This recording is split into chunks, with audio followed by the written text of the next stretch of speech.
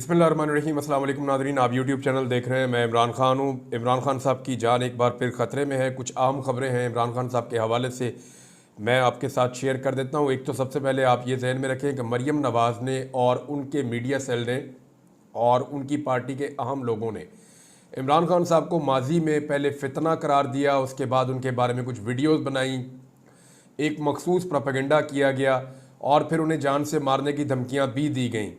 फिर हमने देखा कि इमरान खान साहब पे गोलियां चल गईं और आज तक उन्हें इंसाफ नहीं मिला। इमरान खान साहब की जान को अल्लाह रब्बुल इज़्ज़त ने बचाया था, वैसे वही पैदा करने वाला और वही बचाने वाला है, लेकिन बाल बाल इमरान खान साहब बचे थे। अब मरीम नवाज़ ने एक मरतबा फिर धमकी दी है। मैं उनके अल्फाज आपको बता देता हूँ।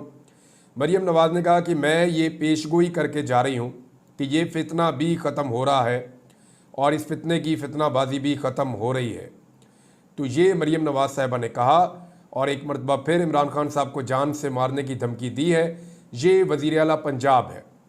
याद रखिएगा कि जाली वज़ीर आला पंजाब मरीम नवाज़ है। ये इलेक्शन हार गई थी, खुद भी अपना इलेक्शन महर शराफत अली से हार गई थी और पंजाब में ये अकलियत में है। ये बहुत थोड़ी सी सीटें जीते थे, लेकिन इनके वालिद ग्रामी की ख्वाहिश के ऊपर इनको वज़ीर आला पंजाब बनाया गया है। अब इमरान खान की जान एक बार फिर ख़तरे में है और पहले भी इमरान खान को कत्ल करने की कोशिश 2 मरतबा हो चुकी है। इमरान खान साहब के बकौल ख़ुद वो कह रहे हैं कि उनकी जान ख़तरे में है और इस वक्त वो पंजाब की एक जेल में कैद हैं और पंजाब की वज़ीर आला की जानिब से एक ऐसा स्टेटमेंट इंतहाई खौफनाक है। इमरान खान साहब की फैमिली, इमरान खान साहब की पार्टी, वो ये बार बार बता चुके हैं कि जेल में इमरान खान के साथ इंतहाई बदसलूकी की जा रही है। अब वज़ीर आला खैबर पख्तूनख्वा, पाकिस्तान तहरीक इंसाफ और इमरान खान साहब की फैमिली की ये जिम्मेदारी है कि वो वकला के ज़रिए से आला अदलिया से रुजू करें और बताएं कि जिस जेल में इमरान खान साहब कैद हैं वहाँ पे उनकी जान को ख़तरा है, क्योंकि उस सूबे की वज़ीर आला ने ये ओपनली कह दिया है।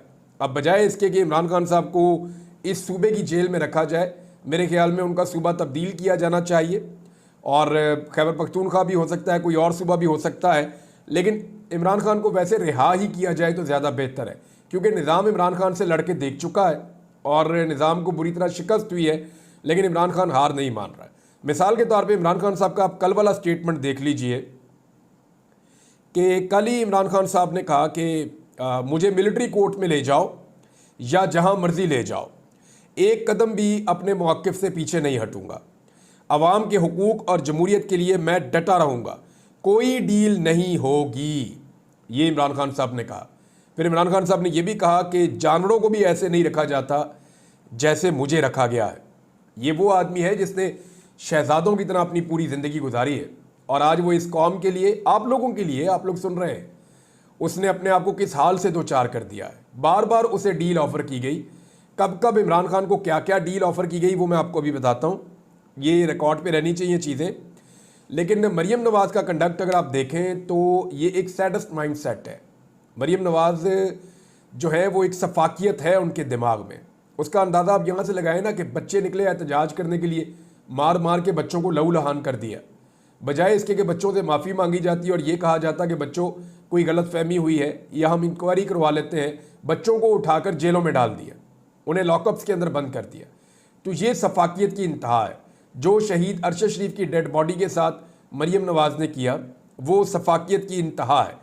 बच्चों पर तशद्दुद, ख़वातीन पर तशद्दुद, ख़वातीन की गिरफ्तारियाँ, सड़कों पर घसीटना, रबड़ की गोलियाँ मारना, ये सारा कुछ सफाकियत नहीं है तो और क्या है। और जो सलूक अपने पॉलिटिकल अपोनेंट्स के साथ मरीम नवाज़ ने रखा, ये तो सफाकियत की बदतरीन मिसालें। वो लोग जिन्होंने मरीम नवाज़ और इनके वालिद से बेहतरीन सलूक किया था उनको भी निशाने इबरत बनाने की कोशिश की है। मैं आपके सामने चंद नाम ले लेता हूँ। यानी अगर आप देखें उमर चीमा के साथ क्या किया है इन्होंने, आप अंदाज़ा करें ना। सिर्फ इमरान खान से वफादारी की वो सज़ा काट रहे हैं। या आप मियां महमूद रशीद साहब को देखें, मैं उन्हें मिला भी जेल में, उनकी वाकई बहुत ख़राब हालत है, लेकिन वो इमरान खान से गद्दारी नहीं करना चाहते। इसी तरह जो है वो एजाज चौधरी साहब, सेनेटर होने के बावजूद एक मरतबा भी उनको सेनेट में नहीं आने दिया। ये ऐसे जालिम लोग हैं। और फिर यास्मीन राशिद साहिबा, जिन्होंने नवाज शरीफ पे ज़ाती तौर पे एहसानात किए, लेकिन ये एहसान फरामोश ख़ानदान ना सिर्फ उनको ज़्यादा अजियत दे रहा है, बल्कि उनको 70,000 से उनकी जो जीत थी उसको शिकस्त में तब्दील करके मियाँ साहब ने अपने MNA बनने का शौक़ भी पूरा कर दिया। वो शख्स जो 3 मरतबा पाकिस्तान का वज़ीर आज़म रहा, वो एक MNA बनने के लिए किन हालात से गुजर गया और किस किस्म के कंप्रोमाइज़ उस शख्स ने किए हैं। बहरहाल इमरान खान साहब ने तो बहुत क्लियरली कहा कि जनाब मैं तो किसी किस्म की डील नहीं कर रहा, ना मैं पीछे हट रहा हूँ, मुझे जानवरों से भी बदतर सूरत हाल में रखा गया, ऐसे जानवरों को नहीं रखा जाता जैसे इन्होंने मुझे रखा है। लेकिन ये वक्त भी गुजर ही जाएगा, ये वक्त गुजर जाएगा और ये जो लोग जुल्म कर रहे हैं ये लोग याद रखेंगे कि इन्होंने क्या कुछ किया और उनको याद दिलाया भी जाएगा बाद में। इमरान खान साहब को देखें जी, 3 मरतबा ऐसा मौका आया कि उनको डील की ऑफ़र की गई है। ये खबर हामिद मीर साहब ने भी दी है, लेकिन इमरान खान साहब को कब कब डील की ऑफ़र की गई वो तमाम चीज़ें मैं इस वीलॉग में आपको अभी बता देता हूँ। एक, जब 2024 के इंतखाबात हो रहे थे 8 फरवरी को, उससे पहले इमरान खान साहब को एक डील दी गई थी। इसके बारे में इमरान खान साहब की फैमिली ने कंफर्म भी किया था। इमरान खान साहब को उस वक्त ये कहा गया था कि आप पाकिस्तान से बाहर चले जाएं और अमली सियासत से कुछ अर्सा अपने आपको बाहर रखें, हालात मुवाफिक होंगे तो फिर आप आ जाइएगा। लेकिन इमरान खान साहब ने उस वक्त डील को मुस्तरद कर दिया था। दोबारा इलेक्शन के बाद इमरान खान साहब को डील दी गई, क्योंकि डील ऑफ़र करने वाले ये समझते थे कि इमरान खान साहब को जेल में रखकर निज़ाम हुकूमत चलाना मुश्किल होगा। लिहाजा इमरान खान साहब को एक मरतबा फिर कहा गया कि आपको आज़ाद कर देते हैं, आप पाकिस्तान से बाहर चले जाएं, 1.5 साल तक आप पाकिस्तान की सियासत में हिस्सा ना लें। पहले 3 साल कहा गया, फिर 1.5 साल कहा गया कि आप इतना अरसा खामोश रहे तो खान साहब आपके लिए गुंजाइश पैदा हो जाएगी, हालात बदल जाएंगे, आप पाकिस्तान से बाहर चले जाएं। इमरान खान साहब ने दोबारा डील लेने से इनकार कर दिया। तीसरी मरतबा इमरान खान साहब को इस आइनी तरमीम से पहले डील ऑफ़र की गई है। इस डील की तफसीलात अभी तक बाहर नहीं आई है, लेकिन ये कन्फर्म हो गया है कि 2 मुलाकातें इमरान खान साहब से नामालूम अफराद ने जेल के अंदर की हैं रात के अंधेरे में, और वो लोग इमरान खान साहब के पास कुछ पैगामात लेकर आए थे और कुछ बराह रास्त एक बड़ी शख्सियत भी आकर इमरान खान से मिली थी। लेकिन हुआ क्या? हुआ ये कि इमरान खान साहब ने चिट्टा इनकार किया और उसके बाद इमरान खान साहब को जिस सूरत हाल में रखा गया वो इमरान खान साहब ने खुद बताया और उनकी बहन ने आके बाहर दोहरा भी दिया कि एक्चुअली इमरान खान साहब के साथ इन दिनों में क्या कुछ किया गया है।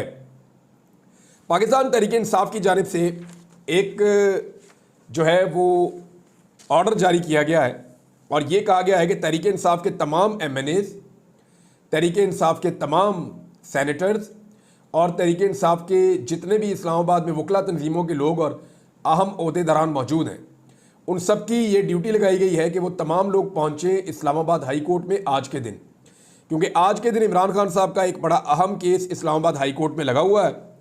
हमें अच्छी तरह याद है जब नवाज शरीफ का केस लगता था या मरीम नवाज का लगता था तो पूरी की पूरी नून लीग पहुंच जाती थी। जब आसिफ अली जरदारी का केस लगता था तो सारी की सारी पीपल्स पार्टी पहुंच जाती थी।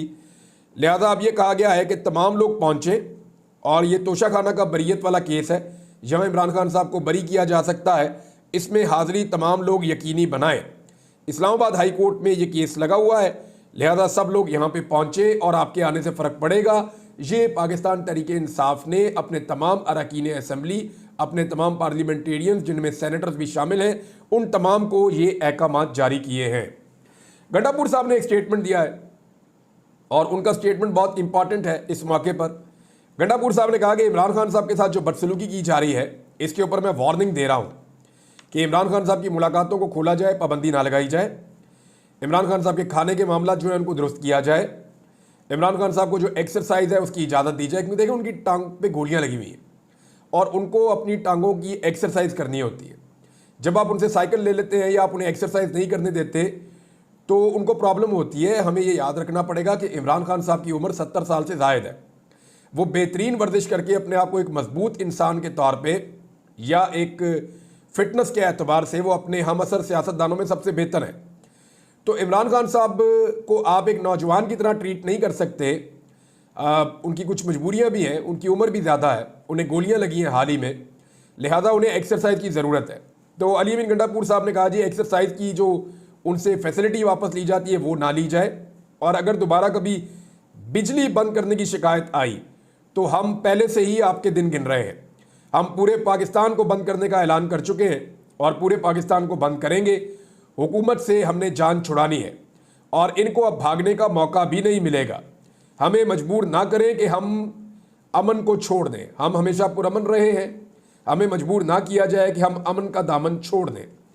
फिर उन्होंने कहा कि पार्टी के अंदर वो लोग जिन्होंने इमरान खान साहब से गद्दारी की है या जिन्होंने बुज़दिली दिखाई है, तारीख में उनके लिए एक लफ्ज़ मौजूद है और वो लफ्ज़ है गद्दार।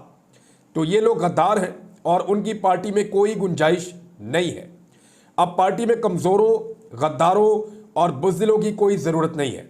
पार्टी में बहुत सारे बहादुर लोग आ चुके हैं, वही पार्टी का मुस्तकबिल है, वो पार्टी को संभालेंगे। अली अमीन गंडापुर साहब ने ये अनाउंसमेंट की है और ऐसे मौके पर की है जब इमरान खान साहब की जान जेल में ख़तरे में है। नादरीन, फस्तायत का सिलसिला अभी रुका नहीं है। इससे पहले कि मैं सुप्रीम कोर्ट ऑफ पाकिस्तान में कुछ खबरें हैं वो आपके साथ शेयर करूं, लेकिन एक चीज़ मैं आपको बताता हूं कि F7 में हाजी इम्तियाज़ MNA, ये वो MNA है जिन्हें पहले गिरफ्तार भी किया गया। इनकी बुजुर्ग वालिदा का स्टेटमेंट भी आया था। पहले इनके जो भाई हैं एजाज चौधरी, वो MNA थे, इस मरतबा ये MNA बने हैं और इन्होंने सबसे ज़्यादा वोट इमरान खान साहब की सीट के बाद 2 लाख से ज़्यादा वोट इन्होंने हासिल किए हैं। अब हाजी इम्तियाज़ साहब पे इतना गुस्सा है कि इन्होंने एक वोट नहीं डाला। इनका इस्लामाबाद F7 में घर है, उसके ऊपर बुलडोज़र चलवा दी गए हैं। घर का एक हिस्सा जो है उसको गिराया गया है। CDA का ये कहना है कि जनाब ये गलत बनाया था। तो क्या आज तो नहीं बनाया था, कई सालों से अगर गलत था तो था, पहले तो नहीं गिरा रहे थे। लेकिन अब गुस्सा निकाला जा रहा है और गुस्सा उतारा जा रहा है। इसकी 2 वजूहात हो सकती है कि सिस्टम ये बताना चाहता है कि अगर हमारे साथ गद्दारी करोगे तो हम किस हद तक जाएंगे, और दूसरी वजह यह हो सकती है कि सिस्टम ये बताना चाह रहा है कि अभी हमने 27वीं तरमीम भी लेकर आनी है, लिहाजा 27वीं आईनी तरमीम में या तो हमारे साथ खड़े हो जाओ, नहीं तो हम मज़ीद नुकसान भी करेंगे, मज़ीद नुकसान बर्दाश्त करने के लिए तैयार रहो। 27वीं आईनी तरमीम क्यों लानी पड़ रही है, इस पर कुछ टेक्निकल चीज़ें हैं, वो मैं आपके साथ अगले वीलॉग में ज़रूर शेयर करूँगा। लेकिन एक चीज़ मैं आपको बता देता हूँ कि 26वीं आईनी तरमीम में कुछ गलतियाँ हुई हैं इस हुकूमत से, क्योंकि जल्दबाजी में हुई। वैसे भी प्रोफेशनल लोग नहीं है जिन्होंने ये आईनी तरमीम बनाई, ये तो लाकर सिर्फ हुकूमत के हाथ में दी गई थी कि जनाब इसको पास करवा दें, तो हुकूमत ने उसको पास करवा दिया। मौलाना साहब ने उसमें से कुछ चीज़ें निकाल दी और कुछ चीज़ें जो फ़ायदेमंद थी वो उसके अंदर रहने दी। तो मौलाना साहब के लिए फ़ायदेमंद थी, अदलिया के लिए या पाकिस्तान के लिए आईनी तरमीम तो हो गई। अब मुझे याद आ गया कि शाहिद खकान अब्बासी साहब ने बताया कि माजी में भी ना, जब नवाज शरीफ के बाद 2/3 अक्सरियत हुआ करती थी, उस दौर में भी एक आईनी तरमीम लाई जा रही थी। 17-18 अरकान खड़े हुए, उन्होंने उठ के तारीफ़ों के पुल बांध दिए, मियाँ साहब कमाल कर दिया, मियाँ साहब ये कर दिया, मियाँ साहब वो कर दिया। तो उन्होंने कहा जी, हमने पूछा उन लोगों से, आपने आईनी तरमीम पढ़ी है जो आप तारीफ़ें कर रहे हैं? तो उनमें से किसी ने भी नहीं पढ़ी हुई थी। फिर नवाज शरीफ साहब से पता किया तो नवाज शरीफ साहब को भी नहीं पता था। तो ये आईनी तरमीम जो नवाज शरीफ साहब के दौर में जितनी भी पास हुई हैं, वो एस्टेब्लिशमेंट ने ला के रात के अंधेरे में नवाज शरीफ या शहबाज शरीफ के हाथ में पकड़ाई है, जनाब ये आईनी तरमीमें जाके पास करवा दो। और इन्होंने हमेशा अच्छे बच्चों की तरह वो आईनी तरामीम पास करवाई हैं। अब ये बात शाहिद खकान अब्बासी साहब ने बताई है। बहरहाल 27वीं आईनी तरमीम का मामला आगे बढ़ेगा तो आपको बताएंगे। पाकिस्तान तहरीक इंसाफ ने 8 तारीख को यानी 8 नवंबर को पेशावर में पहले तगड़े और बड़े जलसे का ऐलान कर दिया है। तहरीक इंसाफ दोबारा से क्या एक मोमेंटम बना पाएगी? क्या तहरीक इंसाफ दोबारा से अपनी पार्टी को उसी तरीके से आगे बढ़ा पाएगी जैसे अगस्त में जो एहतजाज शुरू हुआ था तो वो अक्टूबर आते आते बहुत ज़्यादा पीक पे चला गया था। यानी वो 2 माह लगे थे, लेकिन 2 माह के अंदर एक अच्छा खासा तहरीक का मोमेंटम बन गया था। तो क्या तहरीक इंसाफ दोबारा बना पाएगी? इसके लिए आपको थोड़ा वेट करना पड़ेगा। लेकिन तहरीक इंसाफ में इस वक्त कुछ नकब लगाने की तैयारी है। बहुत सारे ऐसे लोग जो पाकिस्तान तहरीक इंसाफ को छोड़ गए थे। देखिए, मैं आपको क्लियर करता हूँ, कोई भी तहरीक इंसाफ को छोड़ना तो नहीं चाहता था। क्या फवाद चौधरी ने, अली जैदी ने, इमरान इस्माइल ने, असद उमर ने, इन्होंने तहरीक इंसाफ खुशी से छोड़ी थी? भाई, इनमें से कोई भी तहरीक इंसाफ को छोड़ना नहीं चाहता था। लेकिन ये कमज़ोर लोग थे, बेचारे पढ़े लिखे लोग थे, वो मम्मी डैडी किस्म के लोग थे, ये नहीं खड़े हो पाए। जब इनके ऊपर सख्ती आई तो ये टूट गए। तो पहले एस्टेब्लिशमेंट ने ज़बरदस्ती इन लोगों से पार्टी छुड़वा दी। अब जो मजबूत लोग थे, जिन्होंने एस्टेब्लिशमेंट का जुल्म बर्दाश्त किया, जिन्होंने फस्तायत बर्दाश्त की, जिन्होंने डंडे खाए, जिन्होंने मुश्किल हालात देखे, जो लोग अगवा भी हुए, जो लोग गिरफ्तार भी हुए, अब वो लोग तो इनसे आगे निकल गए ना, ऑब्वियसली निकल गए। ये तो नहीं हो सकता कि ये लोग वापस आके उनकी जगह ले लेंगे। तो पॉलिटिकल पार्टी के अंदर तो पुराने वर्कर की बड़ी इज्जत होती है और जिसने मार खाई हुई उसकी बहुत इज्जत होती है। और जो मुश्किल वक्त में छोड़कर चला जाए तो अच्छे वक्त का साथी जो है उसकी वो पॉलिटिकल इज्जत नहीं होती। बहरहाल एस्टेब्लिशमेंट ने पहले जिन लोगों से ज़बरदस्ती पाकिस्तान तहरीक इंसाफ छुड़वाई थी, अब एस्टेब्लिशमेंट उन लोगों को पाकिस्तान तहरीक इंसाफ में वापस लाना चाहती है, क्योंकि एस्टेब्लिशमेंट को इस बात का आइडिया हो गया है कि पाकिस्तान तहरीक इंसाफ तो ख़त्म हो नहीं रही, इमरान खान को माइनस करते करते हम खुद माइनस होते चले जा रहे हैं। तो ऐसे में अपने बंदे वापस पाकिस्तान तहरीक इंसाफ में शामिल करवाए जाएं। अब आपको बहुत सारे लोगों के इंटरव्यूज़ देखने को मिलेंगे जो लोग पहले गायब हो गए थे और एस्टेब्लिशमेंट उनके टीवी पे आने के भी खिलाफ थी, लेकिन अब आपको वो नज़र आना शुरू हो जाएंगे और उनके लिए रास्ता बनाया जाएगा कि ये तहरीक इंसाफ में आ जाए, ताकि आइंदा तहरीक इंसाफ को या इनको कंट्रोल करना ज़रा आसान रह जाए। ऐसे लोग चाहिए जो लचकदार हों, ऐसे लोग चाहिए जिनके अंदर फ्लेक्सिबिलिटी हो, और ये लोग वापस पाकिस्तान तहरीक इंसाफ में शामिल करवाए जाएं। जैसे महमूद खान हो गए और बहुत सारे लोग हो गए, तो इनको जो पाकिस्तान तहरीक इंसाफ से निकलवाया गया था, जिन लोगों को जोर ज़बरदस्ती, उन लोगों को वापस तहरीक इंसाफ में शामिल भी करवाया जा रहा है कोशिश करके। लेकिन पाकिस्तान तहरीक इंसाफ का कारकुन नहीं मान रहा, कारकुन बहुत गुस्से में, वो ये कह रहा है कि मार हमने खाई और ये वापस आ जाएंगे, तो ये तो नहीं हो सकता। और क्या ये वापस आके उन्हीं पोजीशंस पे बैठ जाएंगे, ये भी एक बड़ा सवाल है। आप ये देखें ना कि कोई भी टीवी या कोई टॉक शो या किसी जगह पे कोई लॉबिंग सदाकत अब्बासी के लिए नहीं हो रही, जो डार बरादरान है सियालकोट से उनके लिए नहीं हो रही, क्योंकि ये वो लोग हैं जिन्होंने बदतरीन फस्तायत बर्दाश्त करने के बावजूद इमरान खान का साथ नहीं छोड़ा। यानी सदाकत अब्बासी और डार का एक इंटरव्यू के अलावा तो कुछ नहीं कर सके, और सारी दुनिया को पता है कि वो इंटरव्यूज़ कैसे हुए। वो जिन सहाफ़ियों ने इंटरव्यू लिए वो सारी ज़िंदगी शीशे में पता नहीं अपनी शक्ल कैसे देखेंगे। जितना जुल्म उन्होंने किया कि गिरफ्तार आदमी को पकड़ के लाया जा रहा है, ला के बिठाया जा रहा है, बैठ के ये इंटरव्यू ले रहे हैं, इन्हें शर्म भी नहीं आई और उन्होंने ये काम कर दिया। बहरहाल सदाकत अब्बासी के लिए, डार बरादरान के लिए वो मामला नहीं है जो बाकी लोगों के लिए मामला है। अब इन लोगों को क्यों शामिल करवाया जा रहा है? ताकि इनके ज़रिए से तहरीक इंसाफ को फ्यूचर में अंगेज किया जा सके। वो तहरीक इंसाफ के अंदर से वो सारे लोग निकल गए हैं जो कंप्रोमाइज़ थे, अब वो लोग मौजूद हैं जो मजबूत हैं, और वो भी एक दूसरे पे शक करते रहते हैं कि कोई कंप्रोमाइज़ तो नहीं है। देखें ना, दूध का जो जला हुआ होता है ना, वो छाछ भी फूक फूक के पीता है। तहरीक इंसाफ को इतना धोखा मिला, ऐसे ऐसे लोग तहरीक इंसाफ को छोड़ गए, यानी असद उमर आप नाम ले लें, कोई सोच भी नहीं सकता था, और बहुत सारे नाम हैं। ऐसे ऐसे लोग तहरीक इंसाफ को छोड़ गए मुश्किल वक्त में कि आज, और ऐसे लोग खड़े हो गए जिनका कोई तवक्को नहीं कर सकता था। तो आज पाकिस्तान तहरीक इंसाफ का वर्कर या तहरीक इंसाफ के रहनुमा एक दूसरे को ऐसी नज़र से देखते हैं कि पता नहीं कब वक्त आए और कौन हमें छोड़ जाए। लिहाजा अब ये चीज़ें जो है वो आने वाले दिनों में और क्लियर होती चली जाएंगी। एक और खबर जो अदालत से है वो ये है कि 2 एडहॉक जजेस जिन्हें काजी फ़ायद ईसा साहब लाए थे अपनी ख्वाहिश पे, उनमें एक मज़हर आलम मियाँ खेर और दूसरे जस्टिस तारिक मसूद, इन दोनों को फुल कोर्ट के इजलास में शरीक नहीं किया गया। ये छोटी बात नहीं है, ये बड़ी बात है। ये 2 जजेस को काजी फ़ायद ईसा साहब अपनी मर्जी के 2 जज लेकर आए थे ताकि सुप्रीम कोर्ट में काजी साहब की अक्सरियत वापस आ सके। लाने तो 4 थे लेकिन 2 आ गए थे।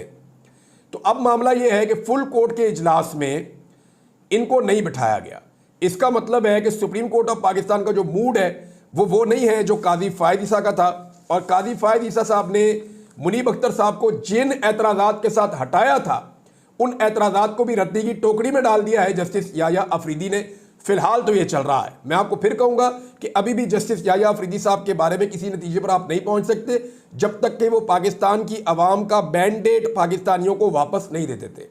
आज के अहम दिन में सुप्रीम कोर्ट बार एसोसिएशन का इलेक्शन हो रहा है और वहाँ पाकिस्तान तहरीक इंसाफ ने जो मुनीर काकड़ साहब हैं उनके पैनल को वोट देने के लिए कहा है।